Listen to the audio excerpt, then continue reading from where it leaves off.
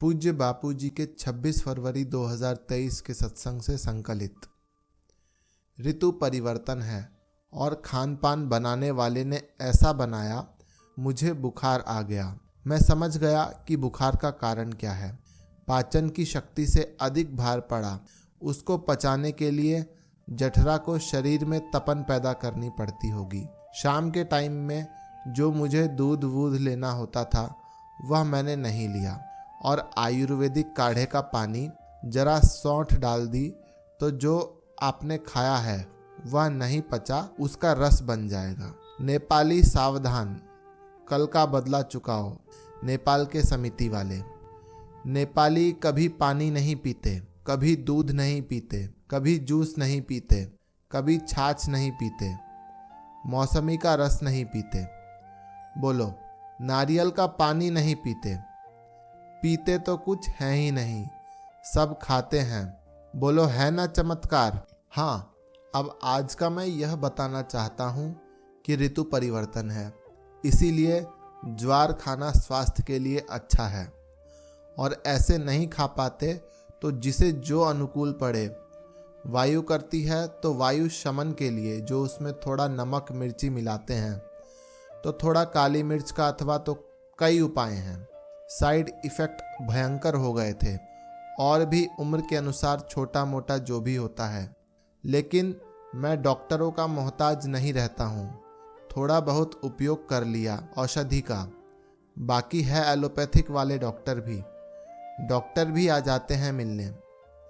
हाँ बोले, बाबा जी जैसा चाहें।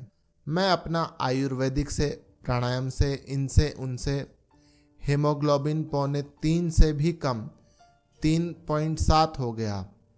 वो आदमी मर जाना चाहिए, या तो वेंटिलेटर पर ही उसे थोड़ा जिंदा रखो। हम ना मरे न वेंटिलेटर पे गए। अभी तो हीमोग्लोबिन 13 हो गया। 13 तो कभी का हो गया, 13 तो क्या 15 भी हो सकता है। अकल आ गई। नारायण हरि, नारायण हरि। और प्रोस्टेट की तकलीफ, एलोपैथिक वाले सिद्धांत से जो उन्होंने बताया वो अपने सिद्धांत में सही थे, लेकिन मैंने कहा नहीं, मेरे को ऑपरेशन नहीं करवाना, आयुर्वेदिक इलाज से ठीक हो जाएंगे। आयुर्वेदिक इलाज चालू था। मैंने कहा निकाल दो, अर्थात कैथेटर निकाल दो, तो बहुत समझाने पर भी नहीं मान रहे थे। मैंने कहा जो भी रिस्क होगी, और मैंने सारे उनको जो भी उनको लिखना था सब लिखा, साइन कर दिया। फिर भी उन्होंने युक्ति लगाई, बाबा 15 दिन के बाद निकालेंगे। फिर मेरे पास संदेश भेजा, उनके एनओसी ले आना। मैं समझा कि एक डालना चाहते हैं। मैंने आदमी को हॉस्पिटल के सुपरिटेंडेंट के पास भेजा कि जब हम सब होशियार थे तो हमारे लिए दूसरा काय को एनओसी देगा। उसने फिर न्यूरोलॉजिस्ट को फ़ोन किया कि बाबा तुमको जो भी लिखना था लिख लिया, फिर से दूसरा लेटर बनाओ और जो लिखना हो लिख लो, बाबा साइन कर देंगे। मैंने साइन कर दिया तो कैथेटर निकालना पड़ा। कैथेटर निकालना उनके विद्या के अनुसार खतरे से खाली नहीं था, लेकिन मेरे को कोई खतरा नहीं हुआ। अभी तक जिंदा हूँ। कुछ ऋषि विद्या होती है जिसको एक्यूप्रेशर बोलते हैं, उसको मर्म विद्या अपने हिंदुस्तान की है। मार्मिक स्थान पर दबाव देकर उसको ठीक करना, उसको मर्म विद्या कहते हैं। अभी घूम घाम कर विदेश से आई है एक्यूप्रेशर। उनकी विद्या नहीं है, अपनी मर्म विद्या है। ट्राइजेमिनल न्यूरोलजिया था तो मर्म विद्या से उसको भी 60% शांत कर दिया। इसको सुसाइड डिजीज बोलते हैं और आदमी तो अपने आप मरता है, ऐसी पीड़ा होती है।